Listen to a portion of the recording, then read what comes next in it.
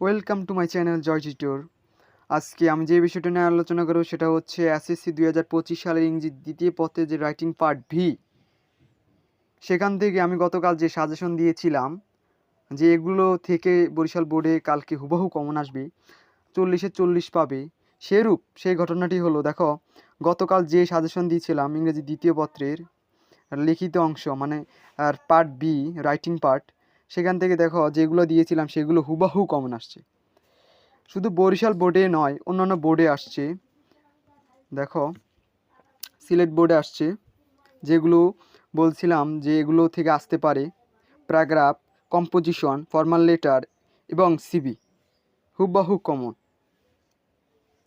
Dhaka board common পড়ছে 40-এ 40, Dinajpur board হুবহু common আসছে 40-এ 40। হ্যাঁ, এবং অন্যান্য বোর্ডগুলো এখনও পাইনি প্রশ্ন, সেগুলো পাইলে অবশ্যই তোমাদের কাছে উপস্থাপনা করব। ধন্যবাদ ভিডিওটি দেখার জন্য।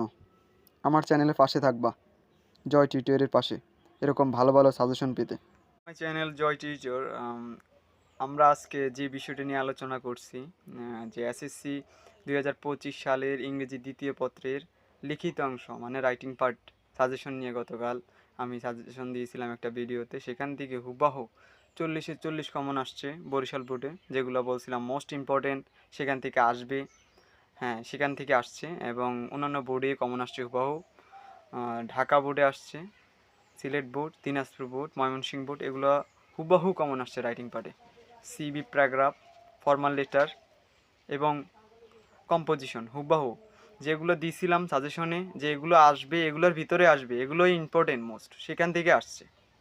তো আমাদের পাশে থাকবা, চ্যানেলের পাশে থাকবা এবং ভিডিওগুলো সম্পূর্ণ দেখবা। আশা করি তোমাদের উপকার হবে। ধন্যবাদ ভিডিওটি দেখার জন্য।